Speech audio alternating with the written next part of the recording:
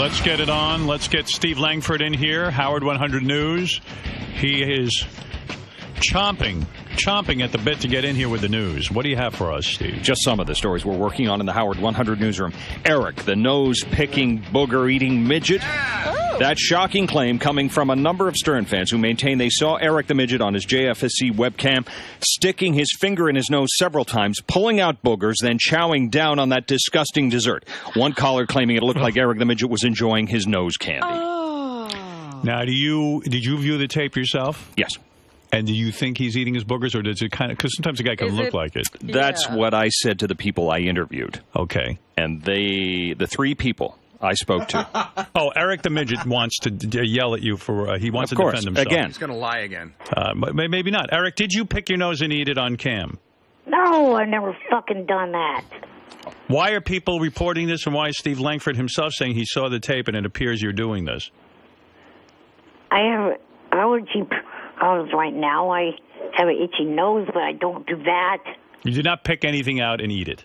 No. Oh, there it is. Go fucking die, Langford. Not the... The truth hurts. Well, but let's be fair to Eric here for a second, Steve. You saw no booger in his hand. Okay, but these people saw the video. They saw it live. They saw it happen. Eric the Midget has a track record of not telling the truth. But maybe he is telling the truth here. Maybe he's saying, look, I know I've been accused... You have a track record of being a dumb fuck. There you go. I've scratched my nose, and it might look like I've pulled something out and then maybe put my fingers near my mouth. Which is what I asked these people I interviewed. They maintain. These are three independent sources? Absolutely. Wow. People who saw it. And there are many people on Stern Fan Network who saw it. And it was visibly like having lunch. Yeah, it wasn't that like website's full of dumbasses. Didn't we catch him doing it once? And didn't we play it for you on the air not that long ago? I don't recall. Oh, shut up, Baba, retard. Everybody's retarded. Nose picker. Getting ugly here. Booger eater. Getting ugly. Well, Eric denies it, and he would know, but who knows, Steve? Steve, I have to see the tape for myself. Is it possible to produce this tape? We've got the screen saves, but in terms of the rolling live picture, I don't believe anybody has that. I see. All right. Well, Eric, I don't know. If you need us to send you food, if you're that hungry, I would do it. I mean, I don't think you have to exist on boogers. Yeah. I don't. The merger Steve reported on is the one between a booger in your mouth. Oh, shut up. There's nothing that won't go in your mouth, is it? No. Yeah. Look. It's all about timing. Listen. This is what I've been using. Tissues. It's a tissue, yeah. All right, Eric. Well, I believe you, Eric. I don't. Steve only said it appears to be you're eating your boogers. He didn't give the definitive answer. The people I interviewed gave definitive answers. And they say he ate a booger. Absolutely. All right. Who are Eric, they? fess up. Will you swear on the Lord Jesus Christ that you ate no boogers? I swear I did not. Well, Really? And what will you swear on? Will you swear on the life of your mother? I'm not going through that again, but... Uh-oh. He ate it.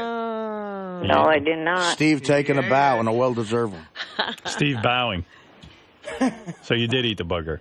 You can say. No, I did not. And swear on the life of your mother you did not. I don't do that stupid You shit. have in the past. That means he's done it. That means you ate the booger, Eric. Yum, yum. No, that does not. You would swear on the life of your mother, because you've done that before. You would swear on the life of your mother if you were telling the truth. It's okay if you ate a booger. It was stupid of me to do that the first It was fucking stupid time of I you to did eat it. the booger. Yes, you're right. Listen, No, first of all, The second time I ate it was an accident. there's no one immature enough on the Stern Fan Network to spread a rumor about a guy eating a booger. Eric, These are responsible, do you mature swear people. on the life of your Oh, mother? please, Artie. Did you? Give me a fucking break. The website's full of fucking morons. Yeah, well, you should look up sarcasm in the dictionary. Ralph has a question for you, Eric. Yes, Ralph? Yes, quickly, Eric. Eric, hello, Eric. Yes, Barry, idiot. Yes. What time do you pick your nose? Because I want to tune in for that. Early morning. Is it coming up? I don't or think did it you was do a planned event. He probably did it. If he did do it, spontaneous. he probably did it like not even thinking that he was on cam. But Ralph's onto something. If he's going to do it, plug it. I mean, Right. you know, yeah. Actually, when do you do it, Eric? I mean, what has to be going on? You know, it is true Eric did swear on his mother's life, but he was lying to us because it had something to do with Kendra. Right. And he lied. And I know he feels bad about that. I think swearing on your mother's life would end the controversy, though. Yes, here's Shuli. When we did a show, Eric came out to do a show with us in Oakland. I could have sworn I saw him eating a booger backstage as well. Ooh. Big one? Oh, shut up, Four Eyes. He's either he picked his nose and ate it, or his handler picked his nose and was feeding it to him. But he was definitely chewing on something. Oh, well. Get off the pot, you idiot. Get off the boogers, Eric. Why are you eating boogers?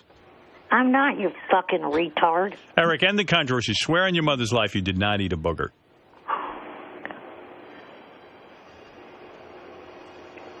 I swear on my mother's life I did not eat a booger. All right, that's good enough for me. Have you ever? Well, that's his business. Well, I mean, he was a baby at one time. He's saying he did not do it on cam the other day. Well, I'm just saying he should do it on cam. I think a lot of people would tune in for it. Will you eat a booger on And you cam? should go suck a dick, retard. On cam or off cam? Yeah. On cam. On cam. I would do that on That's cam. off your boyfriend.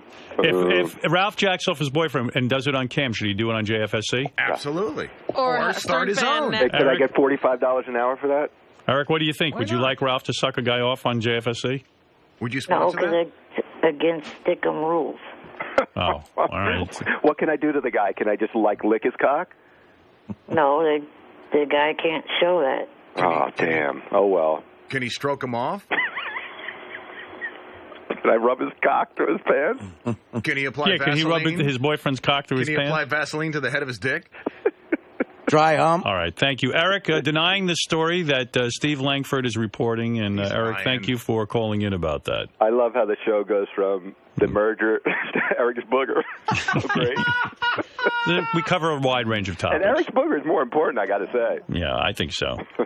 All right, Eric. Bye now. Bye. Bye. Ow. Bye, retard. Bye, retard. All right, Eric, thank you. All right, bye. Bye. All right, Eric defending himself and even swearing on his mother's life that he did not eat a booger. Another stellar appearance. Yeah. All right, Steve, go ahead. Also today, just asking, was Fred Norris at the IKEA in Hicksville, Long Island on Sunday about 2 p.m.? Yes, I was. Was there an incident in the parking lot Yes, with a there couple was. of other shoppers? What? Yes, there was. Did Fred go thermonuclear trying to get a woman to move her car? That's not true. You just went tell us. nuclear, not thermal. I'll tell you what happened. This car was sitting in front of me for at least 10 minutes, and I was looking for my wife to come out of the store. Now, she's on a cane, and she has a cast on her foot. A cane? What'd you do? What I happened? didn't do anything to her. What She happened? hurt her foot. Still not listening? How did she hurt her foot? It was the funniest thing. She was jumping into the pool, and she pulled a muscle. Oh, my goodness. The G-stroke muscle or some shit like that. All right. Anyway, so I was parked in an area that was close to, the entrance, but far enough away that I could, get there closely. So I'm in the car with my daughter and a dog, and we're sitting there, and I'm waiting for her to come out. This big Suburban or whatever the fuck it was sitting in front of the car. 10 minutes it was sitting there. I don't know why, but I said, okay, at some point this person has to move. My wife comes out of the store. I see her. I beep the horn. Wait about 30 seconds. Car does not move. Beep the horn again. Car doesn't move. This time I lean on the horn really hard. Car still doesn't move. And my wife is walking across the parking lot. I get out of the car. Some bald-headed guy from across the way goes like, hey, cut it out, man. No need to get all bent out of shape. And I go, this car's been sitting in front of me for 5 minutes. It's like, why doesn't she move? And I still don't know why they weren't moving. They finally did move after I got out of the car and said, will you please move your car? Because you wanted to pick up your wife. Because I wanted to pick up my wife. Steve, is that accurate? Well, here's what an eyewitness, perhaps one of the participants in this, I'm sure they have their own version of the story. Fred, was making a scene. He was this That's right. maniac honking his horn. He was leaning on it like a road rage person. He was being so obnoxious. People are turning around looking. What is this guy doing? Pounding on the horn and holding it down. Oh, because Not the guy, true. Well, why wouldn't the guy move? He I wasn't don't able know. to. He was trying to. That is load nonsense, stuff in Steve. his car. Steve, A third car. Here's the way he describes Steve, can I? Please. You're making these accusations, No, I'm and I telling think you I've what he addressed. said. Like Eric. Yeah, but so who's telling the truth here? Him or me? Journalism is asking questions of everyone. Steve, you're full of shit. You know I'm telling the truth. That's not true. No, you're just Please. trying to make it. You're just trying to make it. Not so at that, all. Not at all. Oh, stop, Steve. Stop. You're being a bullshit artist right now. No, I'm not. I'm asking you what happened. What I is the told matter you with what that? happened, and that's exactly what happened. So why are you taking the other person's side? I'm and not telling mine? you what he said. And I'm telling you what happened. Okay. So you continue with your dialogue that is basically Fred, biased. listening. I'm against trying to me. get your what answer. you're missing is he's not taking a side. He's Well, it telling sounds you- like he is, He's but- telling you the opposing viewpoint and letting Okay. you respond. Fair enough. That's all. No one Go ahead. has a recording of the way No. Fred was. Now, Fred, you Now, seem- did this person Fred, also Fred, say you that seem- that they noticed that person wasn't moving their car? Right, but this person says that it was a much shorter time That's period not than true. you described. That is so not true. Fred, you seem to believe Steve in the booger eating incident. But, That one is true, but right. I was involved in this one. All right. And what what is not fair here is this source of yours. How could he have been watching the whole incident the entire time? How long does he know Fred was waiting there? He doesn't. He know. says he was there was And by a the third way, why car. is Fred not affording nicer furniture? Why is all of his furniture from IKEA? My wife was going in to order a bed for my daughter. All right, fair enough. And I have nothing to do with that. I even said, let's go to Sleepy's or the other one, Dial a Mattress. Well, Of if course, she's on dial a if mattress. she's on a crutch, why not? You couldn't go in her. You know what? She had Yeah, what why she are had. you- What she had in mind. I was with my daughter in the car, and there was no way. Anyways, she knew what she was going for. I thought it was going to be a 5-minute thing. She went in there when she came out of the store. And did this person also notice my wife was on a cane and a Absolutely. boot? Yes. Okay, so that has no effect on anything. This is what the person's Okay, reporting. very good. And I'm telling you what happened, and that's the truth. Stop leaning on that horn, Fred. Oh, so someone can't react when someone doesn't get out of their way. This source, this person involved, says it sounded But that's threatening. That's such a lie. Okay. Steve, what else did Fred do wrong last weekend? Because I love this. What else you got It's on such him? a lie. See, that's the thing. Now that It's we like, can't concentrate on Robin and Jim, let's concentrate yeah, on Fred. there you go. Thank you. Yeah, I was out of control. I opened my car door, and I stood by my car door, and I pointed, would you please move the car?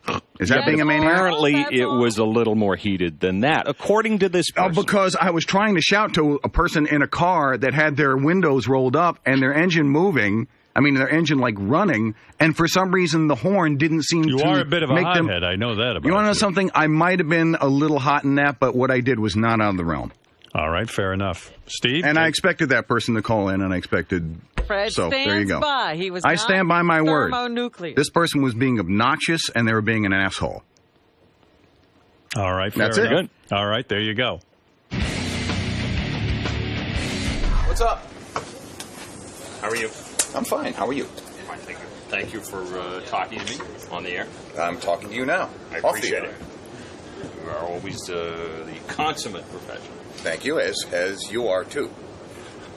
The guy called me back, Yes. of course, after the exchange on the air, Mhm. and said, quote, and I'm just quoting. Okay. He said, that was bullshit, he was wild. No, that's true. That's not true. That's not true. You want me to give you the exact scenario? I'll give you Absolutely. the exact scenario. Well, do you Now, want me- No, I'll tell you what. Okay. You tell me his scenario. Yeah, and I'll exactly. see if it That's what I matches. was- Or you know what? Here's the deal. I'll give you my scenario, and you see how it matches up with his timeline, and then we'll let the audience be the judge. Great. Terrific. Okay. I'm sitting in a car. I'll use the book as my example. This is this car that's sitting in front of me. Now, this car pulls up in front of me and sat there for 10 minutes. Now, keep in mind, they're not in a legal parking spot. Number one, they're parked illegally. They're sitting there. I don't know why they're sitting there. Maybe they're waiting for a person. Maybe they're waiting for another spot. Fair enough. I don't say anything. I see my wife coming out of the store.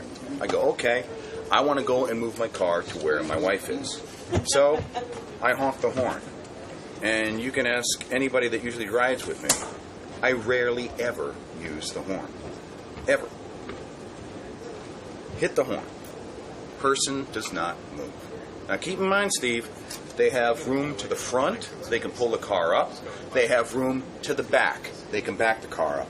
Or if I move my car out of the space, they can take my space. Does that sound reasonable?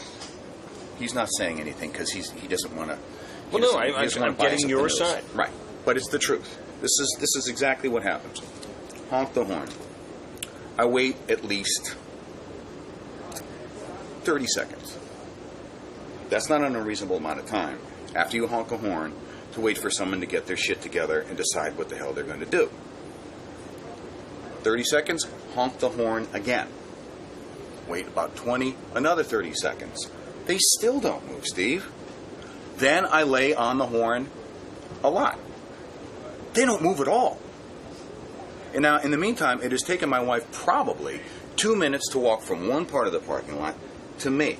So that's roughly the time it took for my wife to walk from one place to the other. I don't think that's an unreasonable amount of time to expect someone to move their car out of your way once that's happened. And when I got out of the car, I opened the door, and I said, hey, would you please move the car? I may say it very loudly, because I figured, you know what? They're not hearing the horn. Something's going on here. And they didn't move at all.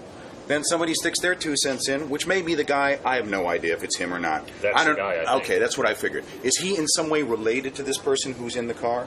Not at all. Okay, so according to him. According to him. So he doesn't know what's going on then. So I don't understand, number one, why he's involved. Number two, if he doesn't know that person and knows what's going on or how long that person has been sitting there in front of me. So I would call into question anything that this person says. Okay, so here's what he says. A woman waiting for his spot. Right. He says. Okay, that's not my problem, number one. Blocking Fred's car at this point. That's true. Still not my problem. Fred is, quote, is incessantly beeping his horn and yelling at her not through true. the window. That is so not true, Steve. This person has got your ear, and they did what they wanted to do. They've got their 5 minutes. And I'm being truthful with you, Steve. Here's the deal. In all the years that I've been on the show, I've never gotten involved with anybody from the audience. I've never had an incident of road rage. I've never had any problems with anybody on the street. So for this person to say that is basically lying. I think maybe he was trying to pick the girl up. How's that? Well, I think maybe that's what was going on here. He was trying. Here's the deal. He was trying to be a good Samaritan, and I get that. I understand it. But if that's the case, then move your car out, let her take the space, and park your car somewhere else. Well, okay. According to him, he's trying to load his car, finish loading his car. Then you know what? Then he shouldn't be offering her his space. He's not anywhere close to having the car full or loaded.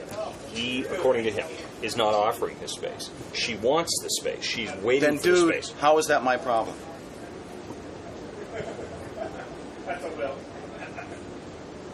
Well, you're honk. I want to leave. It's not my problem that she wants that space. Steve, you're just being illogical. If I knew we were having a real conversation here, I'd continue. I just quoted. No, you're not, Steve. You're just being silly. You're being silly. Do you want me to continue quoting? Or? You can quote all you want, Steve, but obviously you have a bias here. You're not being truthful. So you say you're interested in the truth. Here's the deal. Let me say one thing, and then I have to go to the wrap-up show. If you're really interested in the truth, you would have come to me and talked to me about it, then revealed whatever you wanted on the air. The fact that you go on the air and then you continue to read the statements that you read, which you've actually sat down at a typewriter, and I must say, it's really good fiction, but it's not truthful. Fred, I started by asking you questions. And I answered your questions, and you never answered them either. And then I told you what this person said. Now that's part of the story, Fred. And the other part of the story, Steve, is me telling you what happened, and that doesn't seem to change your opinion in any way. I haven't written my story. No, you already wrote it on the air. Stay tuned, Fred. I got it.